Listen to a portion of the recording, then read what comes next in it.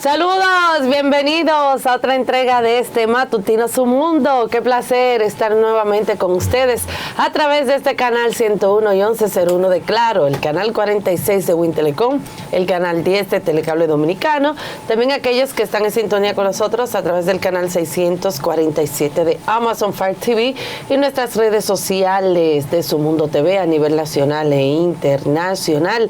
Gracias por su sintonía en este jueves, señores, que ya es antesala del fin de semana. Marino y Pedro, ¿qué se cuenta? Ya estamos en Navidad casi. Ay, Pedro, pero por favor. Estamos San Valentín casi. Y se lo dije que era mi regalo. ¿Ya eso no pasó? De febrero. No era eso en marzo. ¿Cómo que? San Valentín no en marzo. Bueno, yo se lo recuerdo el martes 14. Gracias, Lorena. Buenos días, amigas y amigos que cada día siguen con fidelidad Matutino Su Mundo. Y ustedes, que son los mejores, han elegido el mejor Matutino Su Mundo desde la República Dominicana para el mundo, donde no ocultamos ni callamos la verdad. Don Pedro Galán, cuéntanos. Buenos días, Marino, Lorenz, amigas, amigos, muy buenos días. Gracias al Dios Todopoderoso por este nuevo día. Y a ustedes, queridos amigos, gracias siempre por esa fiel sintonía cada mañana en este Matutino Su Mundo. Hoy amanecemos, Marino, tenemos código ya penal. Bueno, están en eso. ¿Está en eso? Sin las tres causales. ¿Verdad? Se está trabajando para eso, pero han dado más vueltas, compadre, que un trompo. Pero eso tiene como 20 y pico. Yo estaba chiquito cuando eso. Yo no había nacido. Ay, Dios mío. Ni Lorena tampoco. Y mira, ¿y la ley electoral entonces? Bien, gracias. ¿Cómo la cosa? Esto es un relajo, Pedro. Esto es un paisaje. Tú lo sabes que esto es un relajo. Esto es un paisaje, Marino, te lo digo diciendo. Las prioridades son aquellas solamente que responden a las clases oligarcas. Ay, eso se aprueba de una vez. Oh, claro. Sí, claro. Tasa cero, Sí. de una vez. Decía Alburquerque que cuando una comunidad se pone en huelga para demandar una reunión con el presidente, se lanza completa y le dan una cita 3 meses más tarde. Cuando es una familia de la oligarquía, se la dan inmediatamente. O sea que aquí una familia vale más que todo un pueblo. Esa es la realidad del pueblo dominicano, Pedro. Bueno. Y gracias, amigas y amigos. Así comienza Matutino Su Mundo, de Multimedio Su Mundo, desde la República Dominicana para el mundo. Y de inmediato vamos a hacer conexión con nuestra periodista estelar, Lorena Erasme. Adelante, Lorena.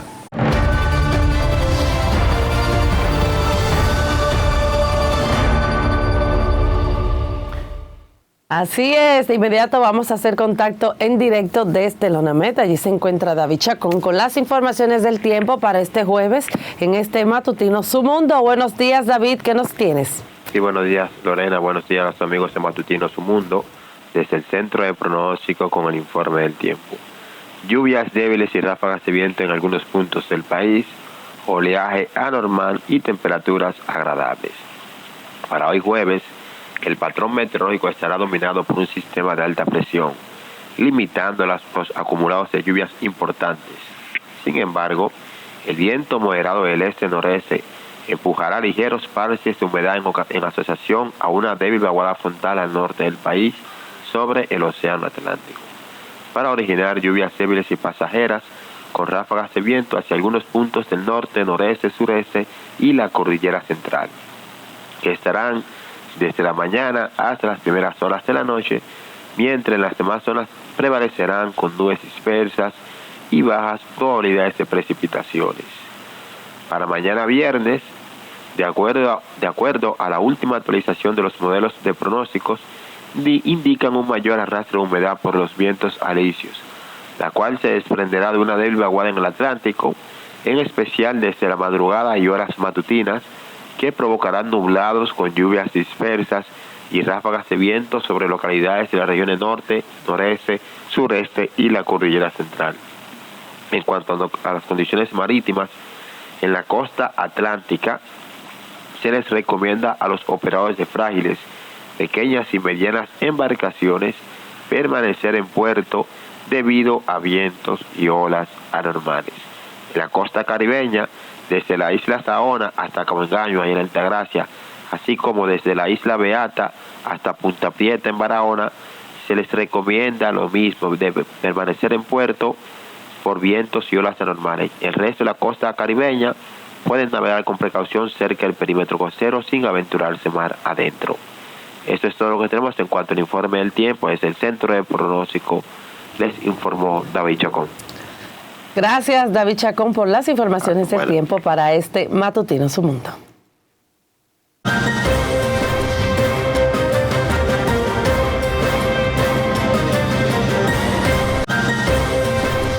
Iniciamos este bloque con la situación de la maternidad de Los Mina, y es que una jueza dictó este miércoles 3 meses de prisión preventiva contra la mujer acusada de raptar una recién nacida. Esto fue la maternidad de Los Mina, luego de los resultados del informe psicológico del INASIF. Nuestra compañera Yulisa Reyes con los detalles.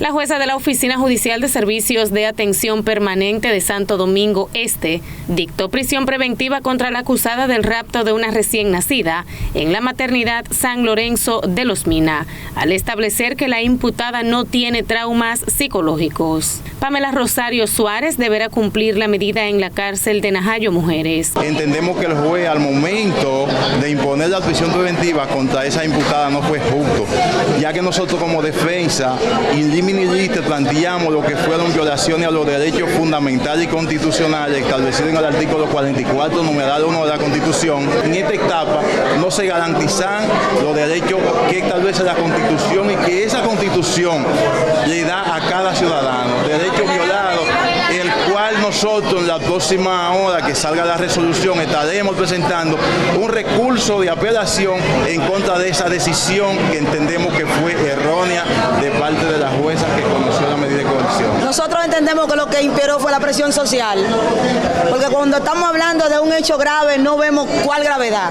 Entendemos que hubo una sustracción de un menor, pero también entendemos un informe psicológico realizado por un perito en la materia y profesional que recomienda tomar medidas pertinentes, referir a evaluación psiquiátrica a la representada y recomienda terapia psicológica. Es lamentable que con una recomendación así, un tribunal que está para garantizar el debido proceso, que está para velar por el comportamiento del ciudadano, dicte prisión preventiva. Tras la decisión de la jueza, los familiares de la menor reaccionaron conformes e insistieron en que confían en la justicia. Me siento bien porque ya están empezando a hacer justicia, me siento bien por eso, pero todavía esperamos luego los años que le canten ahora, porque nosotros necesitamos justicia.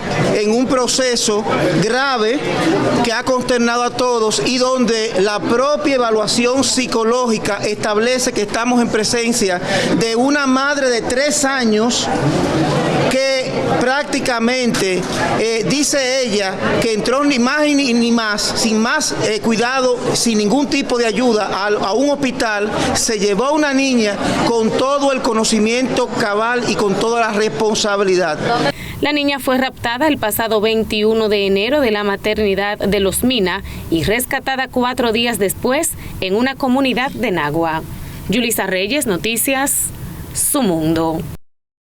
Mientras que la Oficina Judicial de Servicios de Atención Permanente de La Vega acogió la solicitud del Ministerio Público e impuso 1 año de prisión preventiva contra Ana Yajaira Núñez Batista, la mujer imputada de estrangular a su hija de 11 años en enero pasado.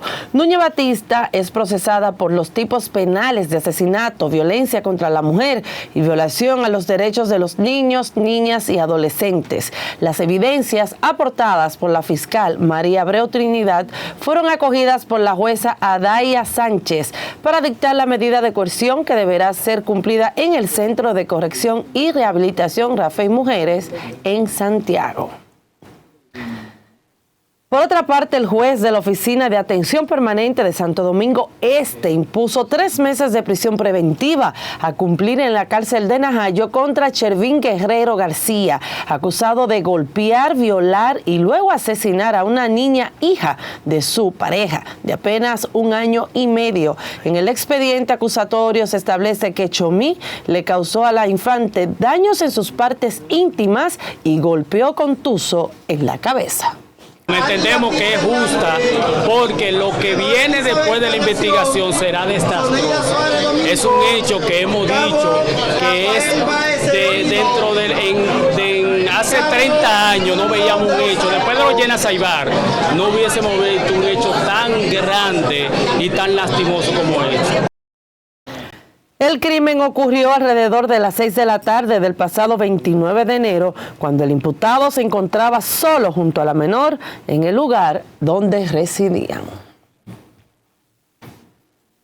El juez de atención permanente del Distrito Nacional, Rigoberto Rosario, dictó 6 meses de prisión preventiva como medida de coerción contra José del Carmen Núñez, apodado Cuatro Dedos, quien fue identificado como el limpiavidrios que agredió a una joven de 19 años de una pedrada en la cabeza, tras esta no pagarle un servicio no solicitado. Se recuerda que el hecho ocurrió el 31 de enero en la calle Olof Palmer, esquina Núñez de Cáceres, en la capital, cuando en horas de la noche Cuatro Dedos le exigió dinero a la joven, pero ella, al no tener efectivo, la agredió causándole una herida en la frente. El limpiavidrios deberá cumplir la medida de coerción en la cárcel de La Victoria.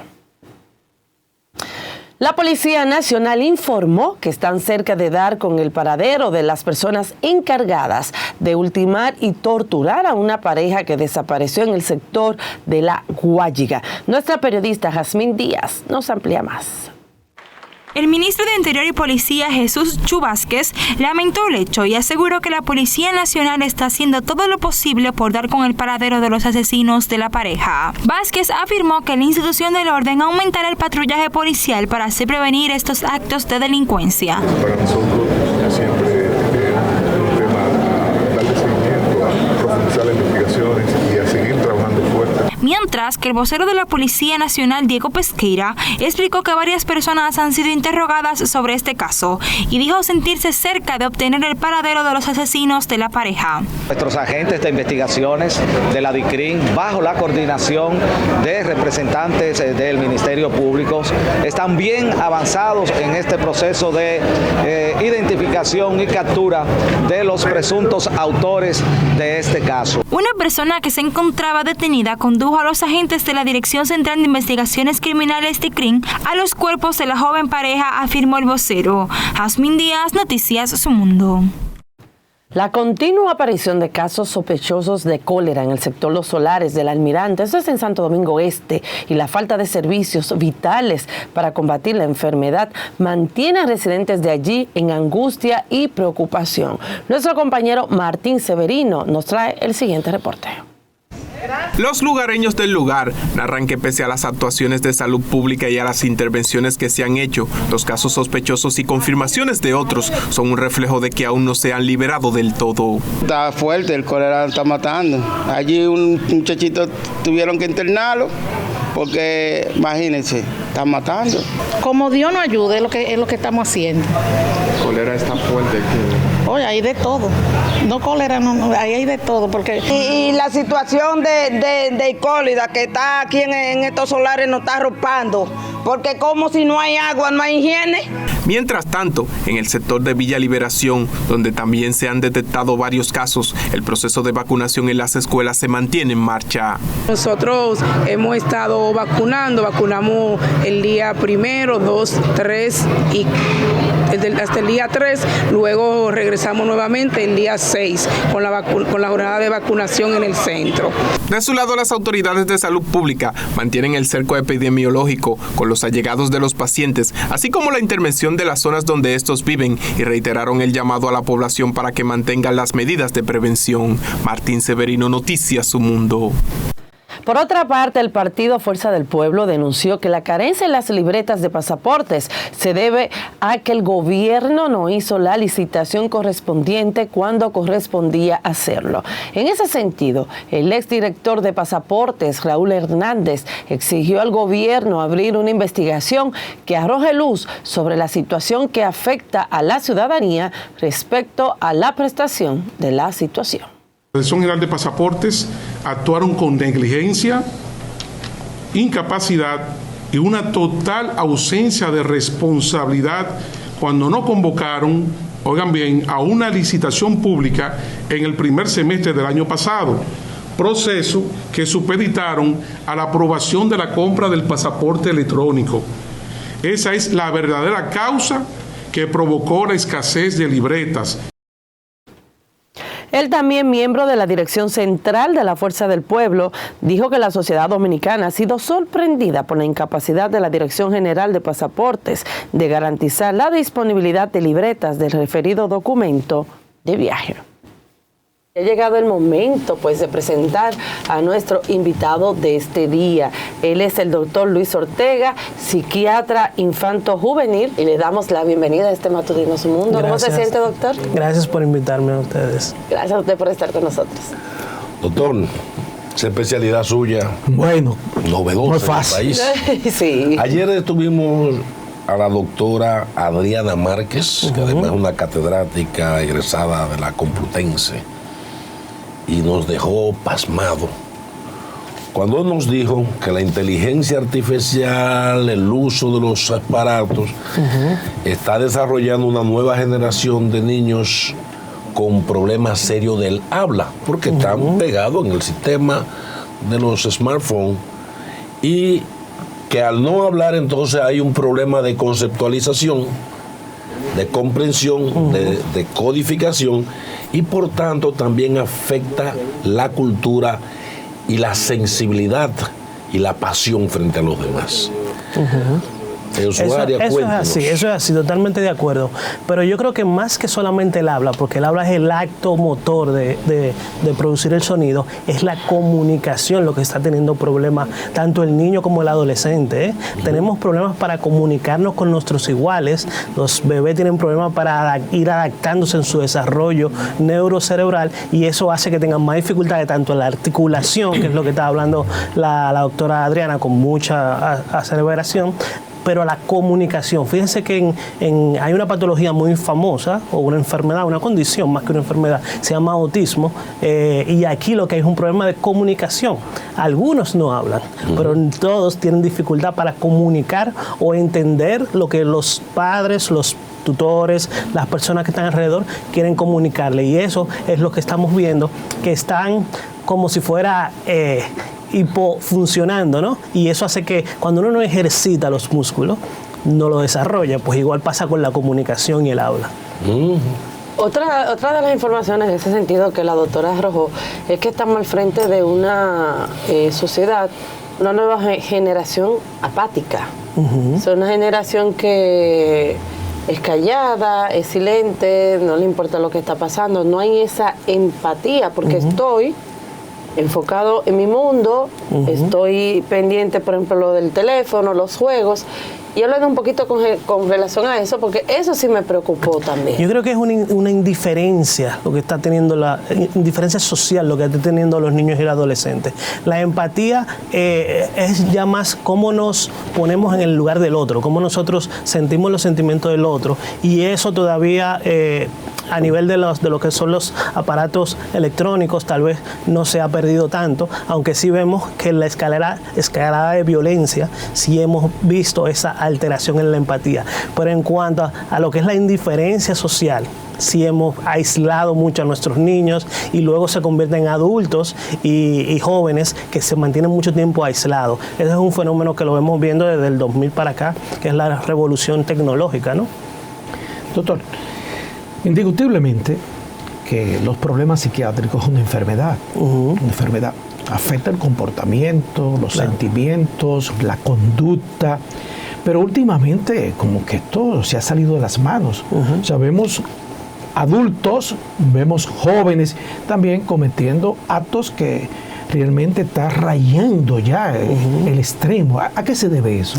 Miren, nosotros veníamos ya, como le decía, con un fenómeno de cambio cultural, de cambio social del 2000, ¿no? ¿Verdad? Que ya los jóvenes de esa generación estaban formándose de otra forma, con otro contacto a nivel social, con otro contacto a nivel de padres y de tutores. Pero ¿qué ha pasado? En el 2000 hubo un evento muy traumático. Por lo tanto, hubo un estrés postraumático generalizado en el mundo. Eso conllevó a que probablemente esos fenómenos que íbamos a tener dentro de 10 o 15 años se adelantaran.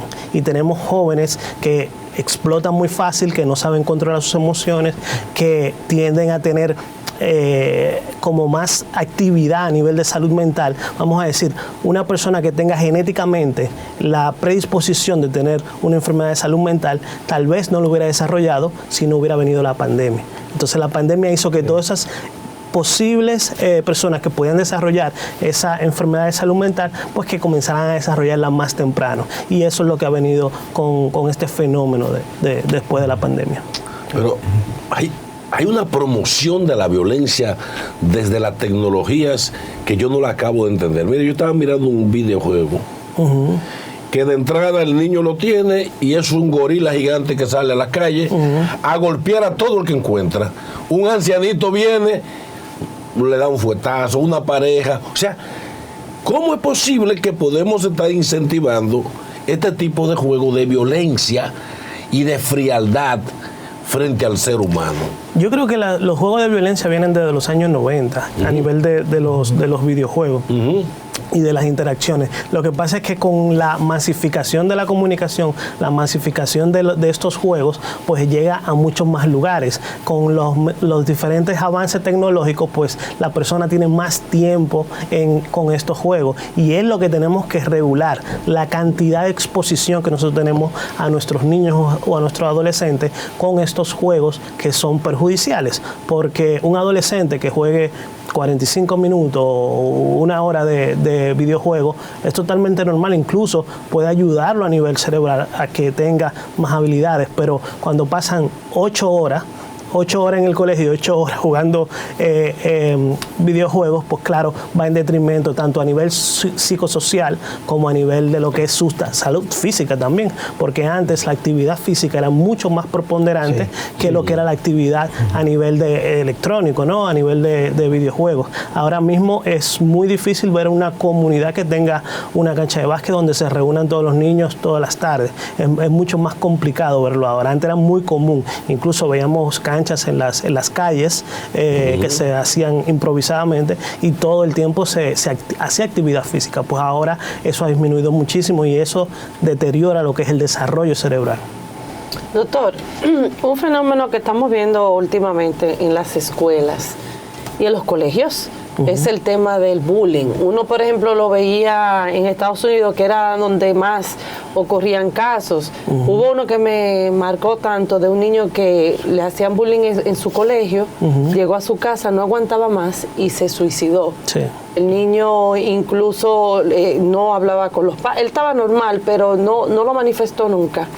Y me gustaría saber su opinión, si aquí en República Dominicana está ocurriendo, o sea, el temor de los padres tal vez de mandar a su hijo con X condición, de que pueda ser atacado por los amiguitos y que lamentablemente pueda hasta perder la vida, como fue ese caso. Fue un caso muy triste, el niño estuvo como una semana en intensivo y fue muy difícil. Mira, 1 de cada 5 niños recibe bullying en el colegio. Esa estadística están más o menos igual desde los años 90. 1 de cada 4 recibe bullying. La forma de adaptación de antes y la forma de la misma masificación de la información ha hecho que sea más intenso el bullying ahora, en esta época, que antes. Cuando tú recibías bullying en los años 80, los años 90, el bullying se quedaba en el colegio. Ahora no, ahora te persigue el bullying en las redes sociales, te persigue el bullying en WhatsApp, en los teléfonos, y eso hace que constantemente tú estés recibiendo ese estrés por medio del abusador. Entonces, el problema es que nosotros no tenemos una regulación del bullying, nosotros no tenemos ninguna estadística a nivel nacional de lo que está pasando en nuestras escuelas en cuanto al bullying. Y fíjense cómo en este hecho que pasó aquí con unos universitarios que recibieron bullying, debieron coger una cantidad que hay inmensa de psicólogos y ponerse a hacer un estudio de lo que está pasando en nuestras escuelas, porque... Ese fue el caso de San Francisco. El caso de San Francisco, del joven claro, que golpeó a otro más. Cuando hay un evento así, tenemos que aprovechar para poder generar estadísticas, generar prevención, porque luego en el tiempo vamos a comenzar a ver los fenómenos que están estando en Estados Unidos, que son esos personas que han recibido bullying a querer remeter contra personas que ellos consideran que son los culpables y que pueden ser los culpables, pero de una manera violenta. Y cuando pase eso, entonces vamos a estar lamentando de que no hicimos algo ahora, cuando podíamos hacerlo. Hasta con niños de síndrome de Down también vi un video que los muchachos no los, sabiendo que son, que tal vez son indefensos. Pero el fenómeno del shooting en Estados Unidos, que es un problema social. Shooting es los disparos que hacen los adolescentes contra escuelas, contra almacenes. Muchas veces no contra inocentes, con personas que sí le han hecho bullying, pero ese fenómeno viene desarrollándose con el tiempo, o sea, con este bullying constante, al verse desprevenido, ¿no? Y tener acceso a armas de fuego, a maneras violentas de salir de los problemas, pues entonces comienzan esos fenómenos. Lo que nos preocupa a nosotros como psiquiatría infantil es que no vengan esos fenómenos aquí, y estamos viendo la misma evolución que hubo en los años 90, los años 80 en Estados Unidos. Doctor, pero ¿cuál es la diferencia, por ejemplo, entre bullying y lo que vimos en la Universidad de San Francisco de Macorís? Porque a mi entender lo que yo vi fue una agresión, o sea, física de un compañero hacia otro, que se ve que es un poquito más joven y hasta más indefenso. ¿Cuál es la diferencia? Lo que pasa es que el bullying es cuando él está atacándolo, cuando él está hablando. Lo que el bullying puede llevar a una agresión, tanto del abusador como una respuesta del que está recibiendo bullying. Es muy frecuente, y antes se pasaba, que terminaban peleando, pero comenzaban atacándolo a nivel psicológico, a nivel verbal, y eso es el bullying constante. Okay. Doctor, ¿cómo saber, cómo identificar cuando un problema, un adolescente, un joven, tiene esos problemas psiquiátricos, ¿no? ¿O cómo usted identificarlo? En la parte del bullying, o en la parte general. La parte general. En la parte general, miren, lo principal, hay que dividirlo en dos etapas, ¿no? En lo que es menores de 10 años y luego en la adolescencia, ¿no? En los menores de 10 años, lo principal es los cambios de conducta. Los cambios de conducta a nivel de lo cotidiano. Un niño que regularmente era muy extrovertido comienza a ser más introvertido. Pero eso lo vemos más en la adolescencia, ¿no? Sí, antes de los 10 años. La adolescencia es... Lo vemos más. Lo que hace el adolescente es más intenso, vamos a decir, en cuanto al aislamiento regularmente. Lo que hace más el adolescente es la irritabilidad. La irritabilidad en la salud mental es importantísimo en el adolescente. O sea, comienzan a molestarle todo, a tener, pero intensamente, porque ya el proceso de la adolescencia es una etapa difícil y donde el adolescente tiende a ser un poco más irritado, a tener más contestación. Pero cuando esos niveles son muy altos, es un signo de que hay un problema a nivel de salud mental, que puede ser solamente social, que puede ser nada más psicológico, pero hay que intervenir antes de que eso siga subiendo, porque luego en la adultez temprana comienzan a ver esos errores, esos detrimento. La irritabilidad es uno, el cambio de conducta en niños es otro, los trastornos del sueño son importantísimos, el sueño es vital en la salud mental. Las personas que no comienzan, y los niños y los adolescentes que deberían tener más horas de sueño que los adultos, comienzan a deteriorar ese sueño, a quedarse en la noche, y la misma tablet, la misma electrónico han hecho que el sueño de los adolescentes o niños se prorrogue hasta las 11, hasta las 12 de la noche, y eso ha traído como muchas consecuencias de salud mental, tanto de ansiedad como de depresión. Esos son algunos de los síntomas que vemos en niños y adolescentes. Entonces, se está creando una cultura de la violencia, de la indiferencia ante los demás. Entonces, ¿usted recomendaría que los padres y los maestros debieran controlar el uso de estos equipos a los niños? Porque de lo contrario... Claro. Yo creo que nada más no los padres y los maestros. Yo creo que debería ser una política a nivel nacional, ¿no? De cómo regular el uso de lo electrónico en edades tempranas. Porque según nosotros podamos enseñar un uso responsable de las redes sociales, de lo que es la cantidad de horas que utilizamos los electrónicos, pues ese adolescente o ese adulto va a tener mejor desempeño cuando le llegue el tiempo de poderse desarrollar. Yo creo que no puede ser nada más solamente de los padres, no se lo podemos dejar a los padres ni al colegio, tenemos que hacerlo a nivel de una política pública. Ok, doctor, volviendo al tema del bullying, ¿por qué un niño ataca a otro niño? Mira, ese es el perfil del agresor, ¿no? El perfil del agresor. Exactamente, ¿por qué? ¿Cómo es ese niño? ¿Cómo es ese hogar de ese niño? Tiene muchas características, no siempre se dan todas las características, pero sí hemos visto que son muy comunes. Casi siempre tienen un problema de violencia en el hogar. Regularmente hay algún tipo de violencia, tanto psicológico o verbal o hasta físico, de los padres hacia él o entre ellos. Y él normaliza esta agresión y lo ve como una forma de relacionarse con otros.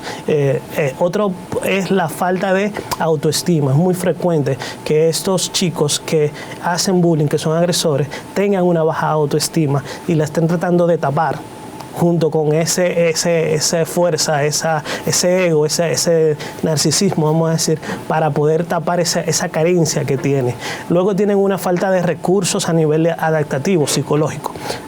Regularmente un niño o un adolescente que tiene un problema lo sabe resolver con recursos que va aprendiendo durante su desarrollo. Pues algunos lloran, algunos se cierran un tiempo, algunos gritan. En el caso del bullying, lo que están acostumbrados es a pasar su frustración hacia otros con una forma desproporcionada y no entienden que están agrediendo al otro, sino que están disminuyendo su frustración. Eso es muy frecuente verlo. ¿Se están desahogando? Sí, es una forma inconsciente de adaptarse y regularmente, si vemos una historia posterior del agresor, regularmente él está siendo agredido de alguna forma por alguien más. Y de esos distintos tipos de enfermedades mentales, ¿cuáles son las más comunes? Bueno, pues la ansiedad es una de las más comunes, el déficit de atención, también es muy frecuente que los agresores tengan algún tipo de trastorno de salud mental, tipo de déficit de atención también, en niños y adolescentes es muy frecuente ese problema de atención y de control de los impulsos en niños y adolescentes, las depresiones, los trastornos del ánimo, los adolescentes también podemos ver lo que es el trastorno bipolar, los trastornos conductuales oposicionistas desafiantes, como por ejemplo. Esas son las patologías más frecuentes que vemos en las edades tempranas. Insisto en el lenguaje. Hay una pobreza en el lenguaje porque se está callado frente a equipos electrónicos, viendo acciones. Y cuando se está sentado hasta en el comedor, se comunican con la mamá: mami, dame leche o dame agua. Desde ahí mismo, frente a frente. Pero lo hacen incluso los adultos. Claro que sí. Entonces, luego le decimos a los adolescentes que no lo hagan, que tienen que usar menos la tablet, pero cuando estamos frente a ellos, estamos con el celular, estamos viendo algún tipo de noticia, que claro, puede ser parte de nuestro trabajo, pero si le estamos dando un mensaje con la boca y otro con las acciones, entonces tenemos que ser coherentes. Tenemos que tratar de que ellos entiendan del uso responsable del celular, de la tablet, pero para eso tiene que estar acompañado con los actos responsables de tal. No. Doctor, hay un tema que yo le doy seguimiento y son una de mis causas. Por ejemplo, el tema del maltrato hacia los animales, ¿verdad? Por ejemplo, vemos en niños que lo maltratan, lo golpean, personas adultas también le dan palo y todo eso. Ahora bien, en Estados Unidos se ha determinado que, por ejemplo, un asesino en serie comienza en su niñez con animales, asesinando animales, maltratándolos, torturándolos. Me gustaría saber su opinión con relación a esto, porque, por ejemplo, aquí veo que niños asesinan animales y queda como nada, y no le prestan atención, porque ya hay una conducta. Igual también una persona adulta que de nada le da 2 tiros, le da palo. O sea, hábleme un poquito eso, con relación lo que se ha relacionado son el maltrato animal o el maltrato a seres vivos y la psicopatía, que es un trastorno de personalidad que se desarrolla en la adultez, que son los que casi todos los asesinos en serie tienen algún tipo de psicopatía, ¿no? De ser psicópatas, y sí está muy relacionado con lo que es la lesionar a otros, porque ahí sí viene lo que es la falta de empatía. Ahí la persona que actúa a nivel violento contra otro ser vivo no tiene esa empatía, ese dolor, no siente ese dolor que está sintiendo la otra persona. Incluso hay algunos que han descrito que sienten placer. Sí hemos visto esa relación, y el no ponerle atención a tiempo ha traído muchas consecuencias en otros países y queremos evitarlo aquí. Aquí hay un fenómeno diferente a Estados Unidos. Muchas veces el matar a un animal tipo un perro callejero no es lo mismo que torturar a un animal. Son cosas diferentes, porque aquí hay muchos niños en barrios que le tiran piedra o están como una especie de juego con los animales y lo matan. Ahora, torturar un animal, llevárselo, pero cortarlo, un asesino, doctor, porque si usted mata a un ser totalmente, vivo. Pero el desarrollo es diferente, porque la forma de interacción entre la acción, que es agresivo también, que no se debe hacer, pero el desarrollo de ese niño va a ser diferente, porque el fin no es la falta de empatía en el primero. En el cambio, cuando tú estás torturando a un animal, que sí también lo hay aquí, como en Estados Unidos, sí lo que tú buscas es ese placer, ese sadismo, vamos a decir, que luego va desarrollando y va multiplicando, y vienen las personas con bullying, y vienen las agresiones adolescentes, las peleas, el uso de drogas, porque los psicópatas y los agresores de animales no solamente se convierten en asesinos en serie, se convierten en delincuentes, se convierten en traficantes, se convierten en lo que es psicopatía, lo que está disocial, lo que es el problema social. Ellos no quieren llevar las reglas sociales. Ok. Bueno, para finalizar, doctor, ante todo esto, ¿verdad?, que hemos estado tratando, los psicólogos, por ejemplo, tenemos una asociación, me parece, ¿verdad? Sí, el Colegio de Psicología. Exacto. Que para mí, con todo el respeto, eso no dice ni fu ni fa. Yo estoy de acuerdo con no dicen ni fu ni fa. O sea, aquí todo lo que hemos visto, toda la violencia, no dicen nada. Ya. Ellos están aparte totalmente. Me gustaría saber su opinión con relación al comportamiento incluso hasta de las autoridades y de las entidades que deben de ponerle atención a todo. Yo creo que hay muy buenos psicólogos aquí. Aquí hay una cantidad de psicólogos muy buenos, muy importantes y muy bien formados. E incluso yo trabajo con muchos de esos psicólogos. Lo que pasa es que también, como son muchos psicólogos, son alrededor de 45,000 psicólogos. Wow. Hay también una falta de formación de muchos otros. Entonces, cuando tienen el primer contacto con una persona, y hay probablemente, sin ofender a los psicólogos, porque son una ayuda muy grande, el primer contacto y no tienen esa formación adecuada, pues cuando tú tienes un contacto con un médico o un psicólogo que no te funciona, ya tú tienes una mala impresión de todo el entorno de psicología y de medicina. Entonces es muy importante que se organice a todos esos psicólogos, se forme, haya una forma de auditoría de saber cómo están funcionando los psicólogos, cómo están funcionando los médicos en general. Tenemos que auditarlos para saber que están formándose todo el tiempo y que no están cometiendo errores.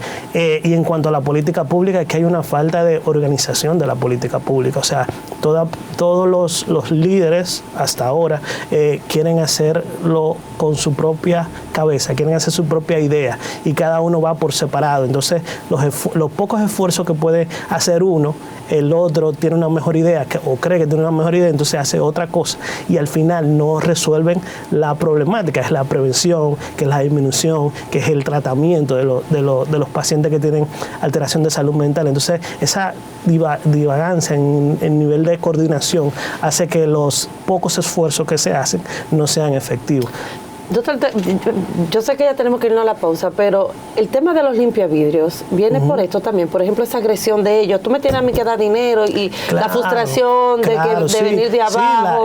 Tú estás en un vehículo. Y la cantidad, probablemente, claro, no lo he revisado, pero probablemente ese limpiavidrio tiene algún tipo de patología mental, tipo déficit de atención, que es muy frecuente, que vemos que niños o adolescentes que no son exitosos a nivel académico o a nivel de lo que es el mismo entorno del barrio, de la casa, son porque tienen déficit de atención, control de los impulsos. Ese limpiavidrio tal vez fue un impulso total que hizo y después fue que pensó en la consecuencia. Entonces, si no comenzamos a identificar en las escuelas quiénes tienen esto, en las casas, pues no podemos prevenirlo. y ese es un problema muy grande en nuestro país. Bueno, doctor, muchísimas gracias por haber estado con nosotros. Ojalá pueda volver nuevamente para seguir tratando estos temas tan Encantado, yo encantado. Gracias.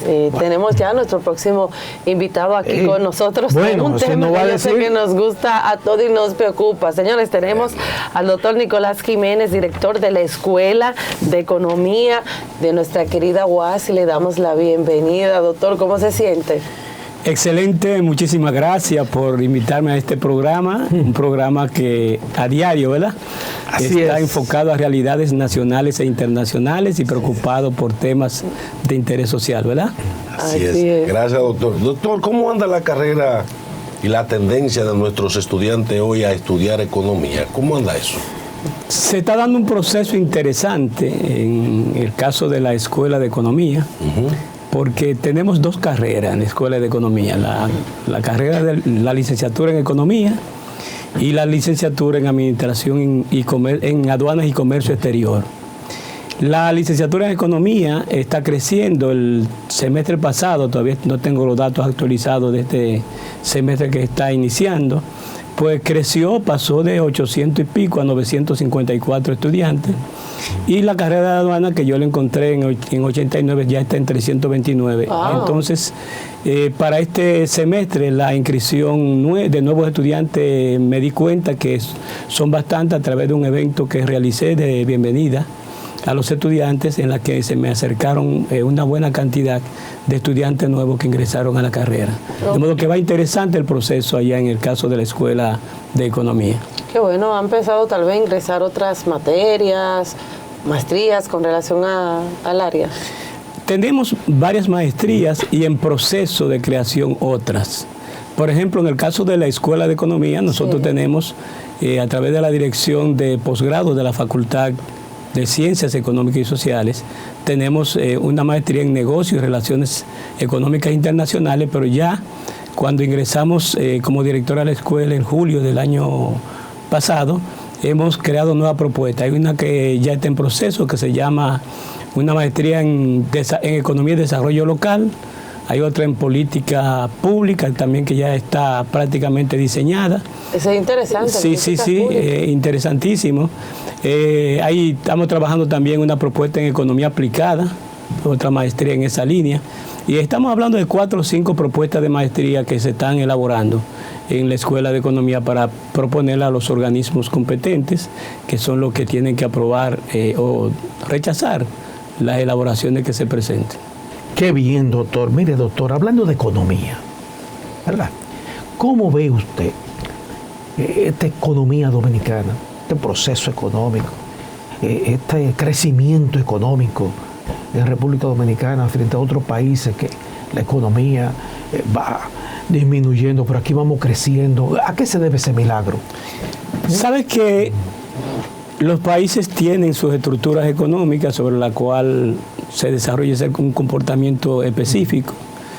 Yo no cuestiono las informaciones del Banco Central porque, en primer lugar, yo no tengo una instancia alternativa que pueda proponer lo contrario.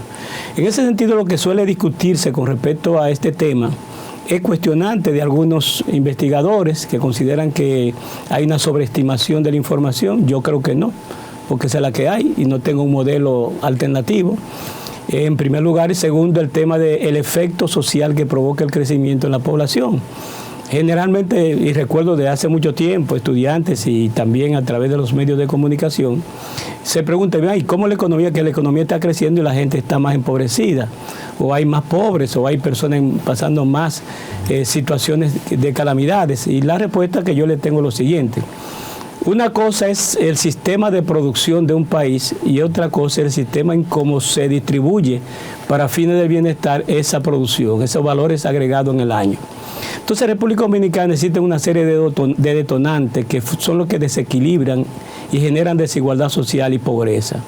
Les voy a mencionar algunos de ellos. Por ejemplo, el más peligroso y más delicado, y sobre todo moralmente más justificable luchar contra eso, pero legalmente más difícil, es la forma en cómo las distintas empresas dominicanas crean sus políticas salariales. Si tú observas en República Dominicana, las tasas de ganancia de todas las empresas grandes del país, vete a los bancos, yo procedo de los bancos, ¿verdad? Yo hasta septiembre del 2020 era director general de cumplimiento del Banco de Reserva y jubilado, ¿verdad?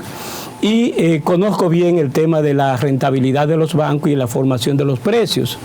Y entonces al final, ¿qué tú encuentras? Tú encuentras que mientras las empresas tienen altas masas de ganancias, y eso no solo para los bancos, para el sector seguro, para las empresas industriales, para el mismo sector agropecuario, para todo, empresas organizadas, entonces tú ves entonces salarios de miseria. Cuando tú aplicas, por ejemplo, y calculas el precio de las acciones en función de los dividendos que te genera, los precios nominales de las acciones, te das cuenta de que un accionista tiene una rentabilidad bastante alta con respecto a la tasa salarial. Entonces, el primer elemento es la forma desigual en la que se distribuye esa riqueza, en la que se penaliza más a los trabajadores. Ese es el primer punto. El segundo punto es el sistema tributario dominicano. El sistema tributario dominicano está sesgado de manera regresiva hacia la distribución del ingreso. Es decir, un sistema tributario donde más del 60% dependa de impuestos al consumo. Entonces, cuando esto genera doble efecto. Por una parte, los que más consumen sus ingresos, que son los de abajo, porque los de arriba tienen ahorro y no consumen todos sus ingresos. En consecuencia, eso aplica otro principio. De modo que solo afectaría, en el caso de los impuestos, aquellos ingresos que se utilizan para el consumo. Imagínense una persona que gane 20,000 pesos. El costo de la vida en la República Dominicana se ha disparado desde 43,000 pesos a inicio de año, del año pasado, a 45,000 pesos. Entonces no le alcanza para comer, y a eso se agrega el hecho de que los precios suben. Y los precios, que en este caso la inflación es otro elemento detonante de desigualdad, que tiene doble efecto en términos económicos. Un efecto es destrucción de los salarios reales, en consecuencia menor capacidad para tú tener un nivel de bienestar material. Y segundo, mientras más aumenta la inflación, más recauda el gobierno a través de los impuestos indirectos. Entonces tiene doble efecto. Entonces este proceso de la economía, en donde se da un crecimiento económico, pero que la inflación persiste a niveles altos, entonces un crecimiento que provoca pobreza. Imagínense la economía dominicana, en el año 2022 creció 4.9%, pero ¿cuánto fue la inflación? 7.83%. Hace un 8%. Entonces tú tienes que si este producto, si este valor agregado, que al mismo tiempo son los ingresos brutos de la nación, se distribuye entre accionistas, o sea, capitalistas, empresarios, ¿verdad?, trabajadores, etcétera, etcétera. Entonces, no podemos advertir la posibilidad, salvo que no se den luchas sociales o políticas de incremento salarial que pueda decretar el gobierno o que se negocie en el Comité Nacional de Salarios. Entonces, no es posible que con una inflación de esa naturaleza, si no se suben los salarios por encima de ello, entonces el bienestar material de la población pueda mejorar. Es un tema que propicia un ambiente de desigualdad. Por eso a mí me gusta mucho analizar los temas de crecimiento, pero al lado de su par, que es la distribución del ingreso. Claro. ¿Verdad? Y esto es un problema no solo de República Dominicana, es un problema global.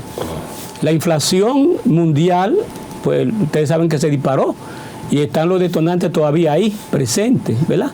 Y al mismo tiempo la economía mundial ha tendido a descender. O sea, y estos elementos que ocurren en el mundo, tú sabes que cuando la economía internacional está expandiéndose, se crean nuevas oportunidades a los exportadores para poder ampliar su capacidad de producción en el mundo y poder las economías exportadoras crecer. Entonces, disminuyen como los mercados internacionales en términos de posibilidades de potencial de crecimiento, y en consecuencia eso también va detonándose en que se puedan generar crisis empresariales, algunas quiebras de algunas empresas y al mismo tiempo entonces desempleo que fomenta de nuevo también el tema de la desigualdad social. Y cuando tú lo ves por tamaño de empresa, los espacios de oportunidades que tienen las grandes empresas no son las mismas que tienen la micro, la pequeña empresa, y también la situación es difícil. Complicado eso. Doctor, a sus órdenes, María. Aunque a usted le gusta adaptarse a los datos que le dan Banco Central, en el fondo uno a veces como que tiene la sospecha de que se maquillan cifras por el elemento político, ¿no? Porque si se allanta la población, le damos la sensación de que el país va bien. Yo siempre he tenido mi sospecha frente al tema de las remesas y los aportes del turismo. Porque sí, turismo tiene una cifra que aporta al año, pero uno ve que las remesas son fondos que entran gratis a un país y solamente se está cuantificando los 10,000 millones de dólares como tal. Pero la caja de comida, los electrodomésticos, las ropas, todo lo que envía el dominicano desde fuera, yo siento que no sé si es por política del gobierno de minimizar ese gran aporte para darle, digamos, mayor fortaleza al sector turismo, que son capitales que vienen, pero también como que regresan. ¿Cuál es su opinión sobre ese tema? Primero comenzar con el tema del maquillaje. Sí. Yo trato de tener criterio muy cuidadoso con respecto a la ética. Y como no tengo información, no puedo acusar de maquillaje. Y no soy pro gobierno. Es importante eso, lo que soy un profesional que cuida la ética. Y entonces, por eso, no quiero caer en debilidad de ética al acusar lo que yo no tengo forma de contrarrestarlo. Pero el tema que tú estás planteando es de mucha relevancia y el tema del deseo o gusto o actitud del gobierno es otra cosa. Yo pienso lo siguiente, que son dos cosas diferentes. Las remesas monetarias que llegan a través de transferencias, a través de los sistemas SWIFT y demás, aquí el sistema, es diferente a aquellas cosas de que yo mando desde Orlando, yo mando desde Estados Unidos, por comenzar así, cajas de productos. Si pasan por aduana y se registran, eso entra a donaciones no monetarias y se registran en otra parte de la cuenta corriente de la balanza de pago. Por ejemplo, en el caso de las remesas, eso se registra en balanza de pago en lo que son ingresos secundarios, sobre todo las remesas familiares. Pero en el caso de las donaciones de caja o que ustedes vienen o yo vengo del extranjero y traigo cosas para regalarla y lógicamente la paso por aduana, eso llega a donaciones o transferencias netas unilaterales que son dos cuentas diferentes. De modo que para uno tener una visión adecuada respecto a esos puntos, tenemos que entrarnos a la estructura de la balanza de pago y ver qué están las cosas que están registradas ahí. No puedo decir que se está sobreestimando o subestimando, porque las informaciones que llegan por las remesas están registradas en los bancos. Entonces los bancos no pueden engañar, no pueden hacer fraude con la información, porque tienen que suministrar los datos a la Superintendencia de Banco y al Banco Central, porque parten como se van acotejando las cuentas nacionales.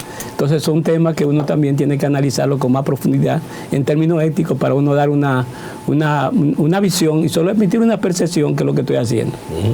Doctor, hay una realidad. No hay empleos, por ejemplo, en el país, donde vimos que jóvenes están incluso marchando, ¿verdad?, de manera ilegal. Usted va a los supermercados, la casa del terror, como decían en una ocasión, porque todo está bastante caro. Bueno, como decían algunas, ¿verdad?, y volvieron a retomar me refiero a la frase jocosa. Entonces, ante todo esto y ante supuestamente República Dominicana este año ser uno de los países que va a dar ejemplo a nivel de economía, me gustaría saber su valoración, porque hay una realidad y hay como una percepción. Marino hablaba de eso, entonces nosotros los ciudadanos estamos viendo otra cosa, a pesar de que a nivel de Latinoamérica seremos un ejemplo a nivel económico. Ustedes son comunicadores, saben el poder de la percepción frente a la realidad, ¿verdad? República Dominicana, el tema del desempleo es un tema preocupante, lo es también en México, lo es en Argentina, en Costa Rica, en el mundo, y es un tema importante. Incluso dentro del tema del empleo, hay que ver entonces también la formalidad o no del empleo y la estabilidad del empleo. República Dominicana tiene una tasa de desempleo que está por debajo de un 10%, que por más que sea por debajo de un 10%, es una tasa de desempleo que hay que considerar, porque estamos hablando de un 8%, o suponte tú un 6%, 7%. Pero cuando tú te vas a la estructura de género, es relevante. Cuando tú te vas a la juventud, es relevante. Cuando tú te vas en el otro lado a la ocupación y la formación académica, es relevante. Por ejemplo, estuve viendo algunos datos en estos días para un conversatorio que tuvimos en la universidad y me encuentro en lo siguiente, veamos.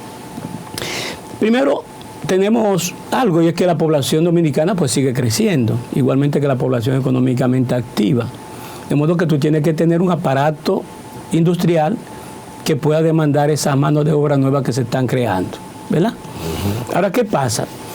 En República Dominicana la informalidad laboral ha crecido de manera acentuada. Estamos hablando que de cada 100 empleados, personas ocupadas que hay en República Dominicana, 58 son informales, ¿verdad? En consecuencia, yo diría, si no hubiesen las actividades económicas informales, la tasa de desempleo que le preocupa a Lorena y que me preocupa a mí, fuera mucho mayor todavía. Pero si te va al tema de la subocupación, también el desempleo abierto. Yo estaba viendo unas estadísticas, y se lo voy a ligar con otra también relevante, y que está vinculada también con la pregunta que hizo Pedro y que le preocupa a ustedes. Yo estaba viendo una estadística, República Dominicana, se sacó unas informaciones por parte de la CEPAL y el Fondo Monetario también trabaja eso y la OIT. Y esas estadísticas me dicen que República Dominicana a nivel de tasa de desempleo,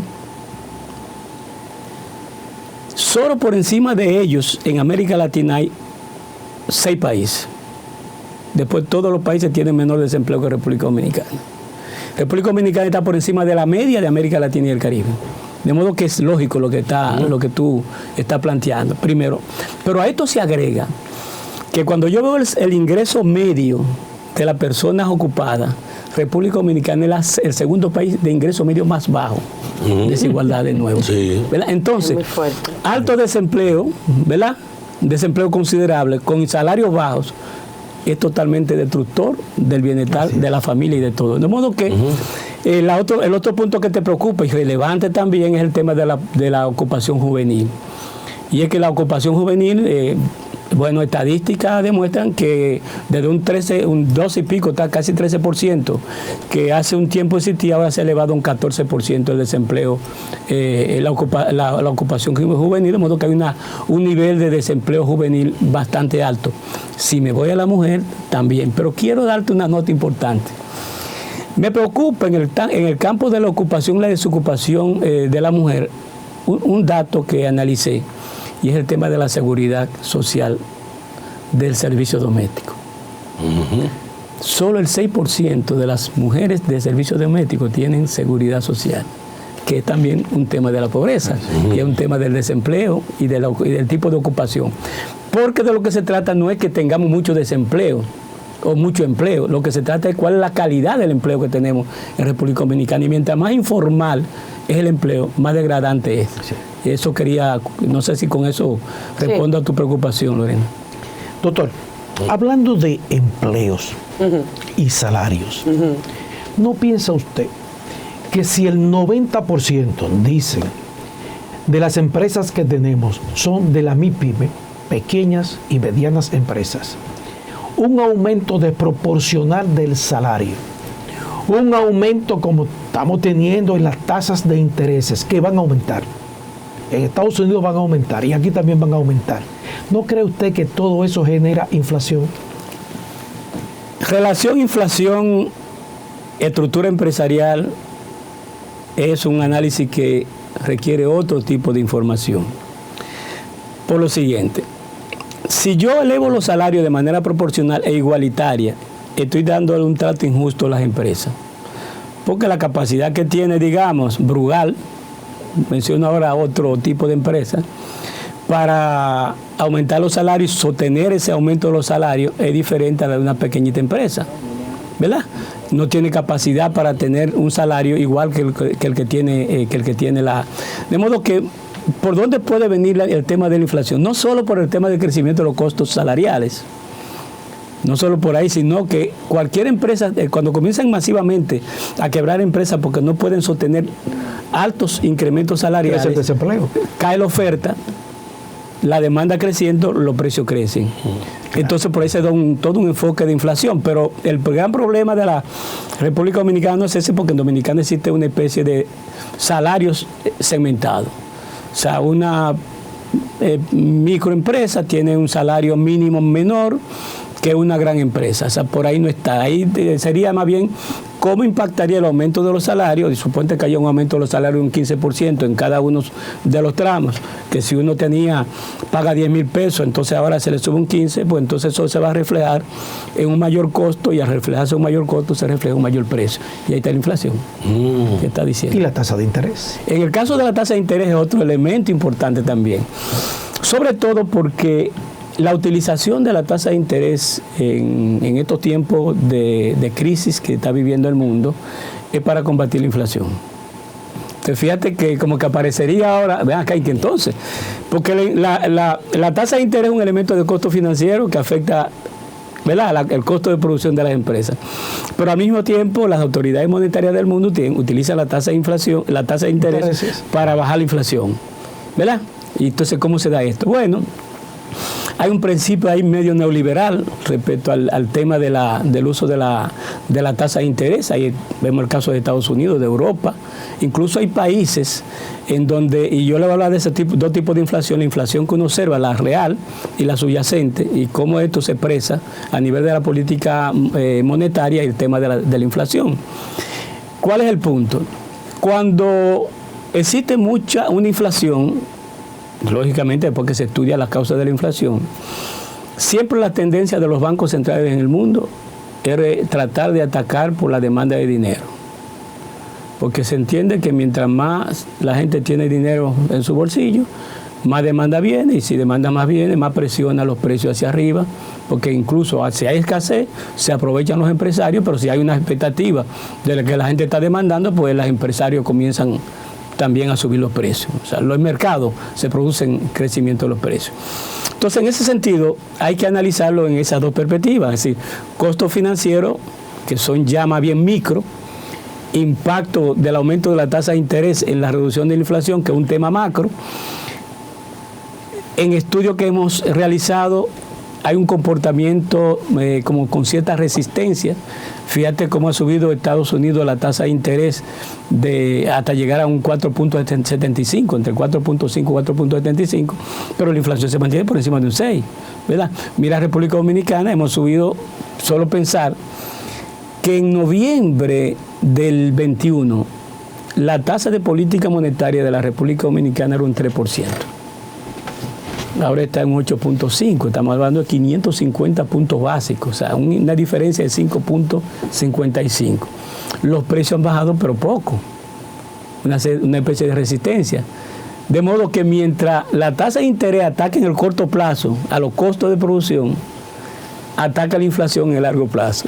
Entonces eso hace daño a la forma en que se distribuyen los ingresos. Ya, doctor, mire, hay países que la escuela, el Estado se compromete mucho para educar a la población para que tengan propensión al ahorro y dan facilidades, ¿no?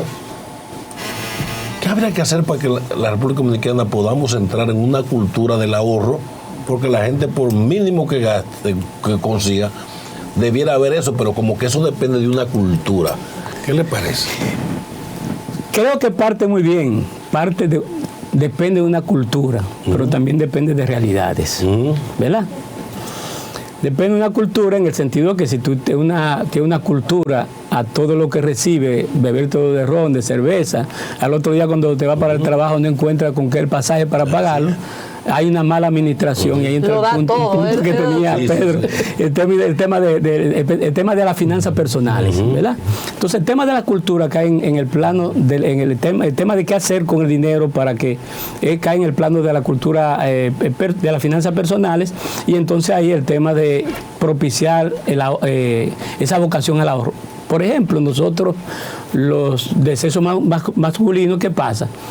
Somos más gastadores de dinero que las mujeres. Tú consigues más fácil mujeres que tengan algo guardado de lo que ganan, porque son más planificadas, más visionarias que nosotros los hombres. Entonces la cultura también tiene que tomar en cuenta los géneros. Hay un tema que se choca con la realidad y forza a tener que tener más cultura. ¿Cuál es? La insuficiencia de los ingresos frente al gasto que tenemos en la familia. Entonces nos forza a ser más planificados. Entonces, ese tema de crear la cultura de ahorro tiene que empezar desde la familia, en la iglesia, en los clubes sociales, en la primaria, en la secundaria. Entonces no cambia de la noche a la mañana. Entonces existe una propensión a consumir los ingresos, más o menos en Dominicana está en torno al 80%, alta, pero también es la propensión al consumo en Estados Unidos es también altísima. Sí. También está un tema del ingreso que recibimos. Claro.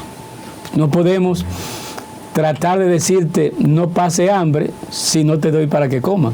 Sí, los sueldos están chicados totalmente. Entonces los sueldos muy pequeños. Sí.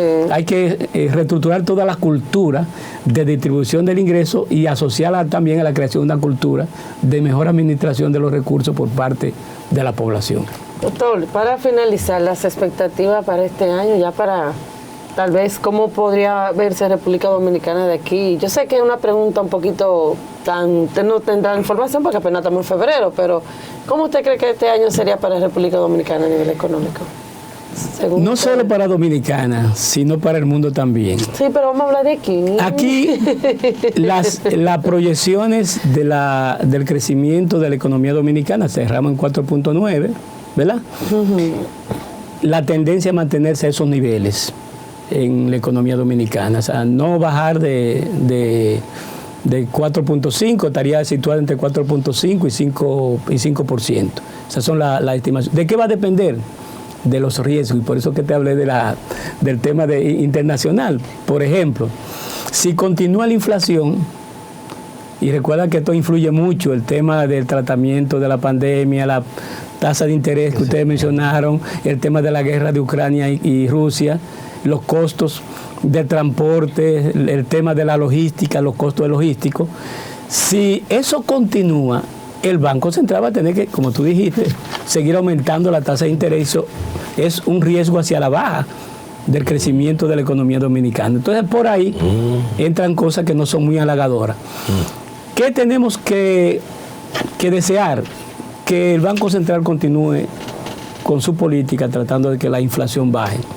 La inflación en este país, salvo que no se disparen de nuevo los precios internacionales de los commodities, la inflación en este año, en mi expectativa, va a estar un poco por debajo que la del año pasado. Y eso favorece en términos de expectativa para este año. Las reservas netas internacionales de la República Dominicana se van a mantener altas. Ahora mismo está en 14.500 millones de dólares. Se va a mantener alta y eso le da una cierta fortaleza al peso dominicano. El turismo va a seguir creciendo. Bueno, ya vimos en enero como se disparó un poco, las remesas van a continuar creciendo también a un ritmo importante, aunque se situaron en este año pasado por debajo del año anterior. Incluso yo hice una estimación como en noviembre y dije, en mi estimación las remesas no llegan a 10.000 millones de dólares en este año, quedó en 9.800 millones y el año pasado fueron 10.400, antepasado fueron 10.400 millones. Eso de las remesas, según se desenvuelva la economía mundial y que los gobiernos creen algunos niveles de compensación y que impacten los dominicanos que están en el exterior y que ellos manden ingresos para acá, se va a comportar de cierta manera. La inversión extranjera, también República Dominicana ha tenido buenos niveles de inversión extranjera, eso se va a seguir comportando de manera normal en la medida que los inversionistas extranjeros sigan confiando en la economía dominicana. La deuda externa va a seguir creciendo.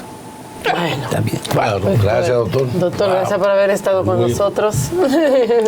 Esperamos tenerlo pronto nuevamente. Bueno, muchísimas gracias. Nos traiga informaciones como un poquito, ¿verdad?, de que la economía está fluyendo. Bueno, todo depende mucho de los sectores económicos. Sí. Porque ahora fue básicamente bares, restaurantes y servicios. Bueno. Sí. Señores, a propósito de que el Colegio Médico Dominicano y las sociedades médicas especializadas han arreciado su lucha contra la administración de riesgo de las AFP y el paro que estará en el día de hoy y mañana, vamos a ver qué informaciones nos trae desde la calle nuestra reportera, la gran periodista Vanessa Valdés. Adelante, Vanessa. Muchísimas gracias, buenos días, así es. En el día de hoy inicia un paro de 48 horas de las aseguradoras que afectará a más de 4 millones de afiliados. En el día de hoy nos encontramos haciendo un recorrido por distintos centros de atención privada, donde vamos a entrevistar a los ciudadanos para saber si este paro laboral se está llevando a cabo con efectividad. Aquí tengo una afiliada. Buenos días, dama, ¿su nombre? Buenos días, Rosalía Batista. Sí. Rosalía, una preguntita, ¿cuál es su seguro? ¿A qué asegurador usted? ARS UAS. Me dicen que, ¿cuál es la situación acá? Vengo acá con mi seguro a una consulta con una endocrinóloga y me dicen que hay un paro y que tiene que ser de manera privada. Lamentablemente esto le está afectando de forma directa. Claro. ¿Cómo usted se siente? ¿Cómo puede usted expresar? Pero me siento impotente porque dime tú. ¿No se va a poder realizar su...? No me va a poder. ¿Y cómo? Para su hogar se va. Sí. Envíele un mensaje a las autoridades sanitarias para que tomen carta en el asunto. Esto es un país de gente pobre. ¿Y cómo entonces, no sé, tengo tanta impotencia?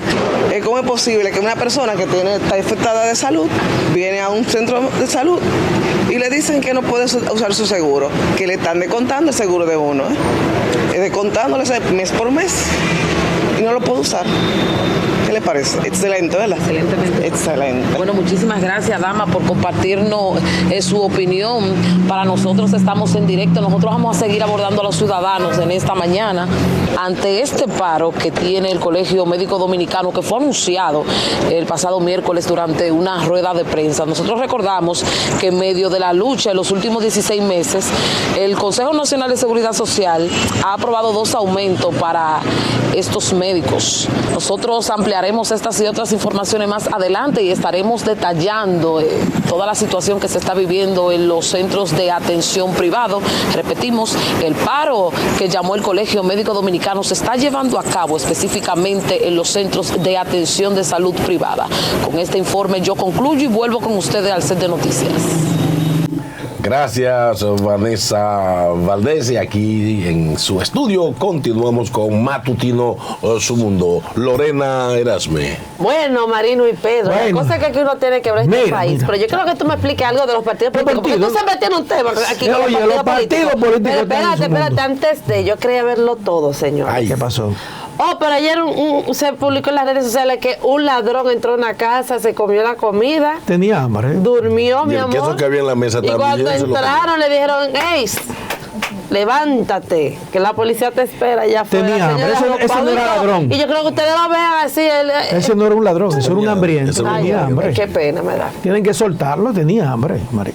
Pues no le hizo daño a nadie. Claro, no hizo daño a nadie. No, al bolsillo se le comió la comida de la nevera. Señores, miren, los partidos políticos yo no lo entiendo. Yo digo, sostengo y mantengo que el quehacer político vamos a tener que adecentar. Hay una ley de partidos políticos, régimen electoral que está ahí, pero yo no sé qué es lo que aprobaron, qué no aprobaron, pero vamos a ver, señores, en política nada es al azar, nada es chepa, como dicen en el campo. En política nada es chepa.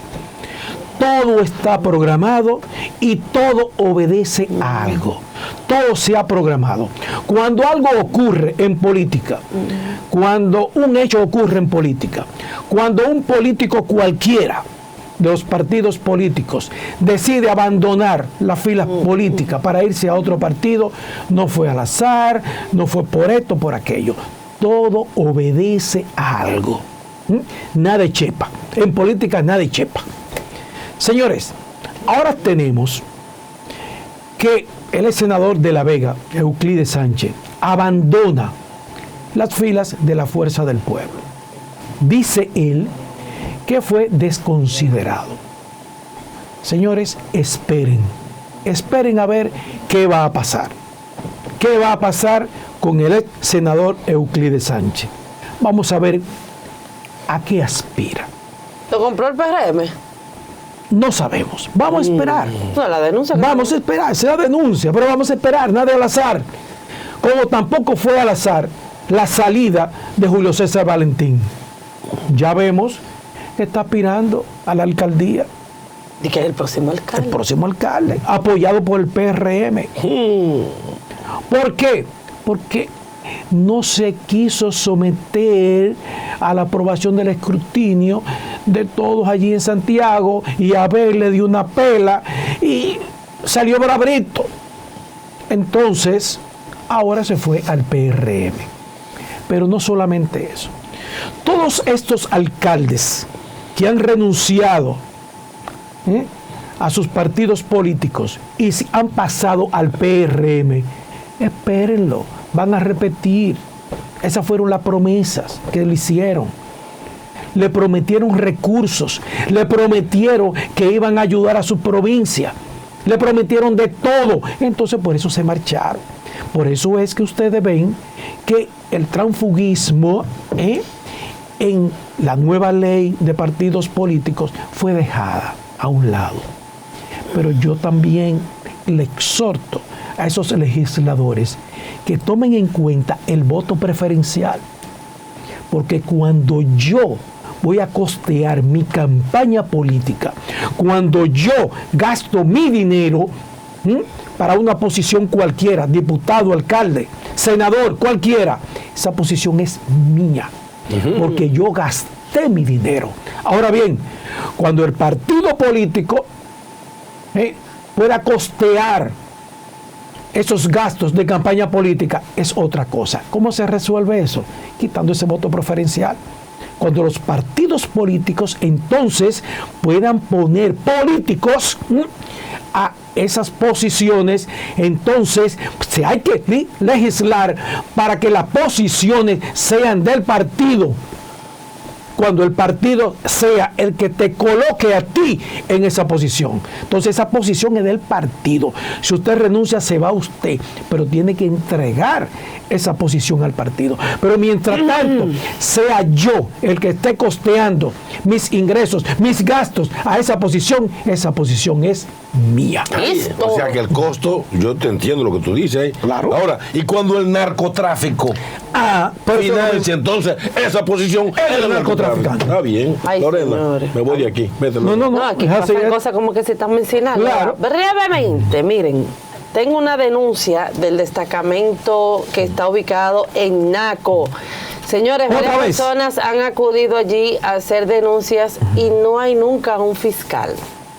No hay fiscal en los fines de semana.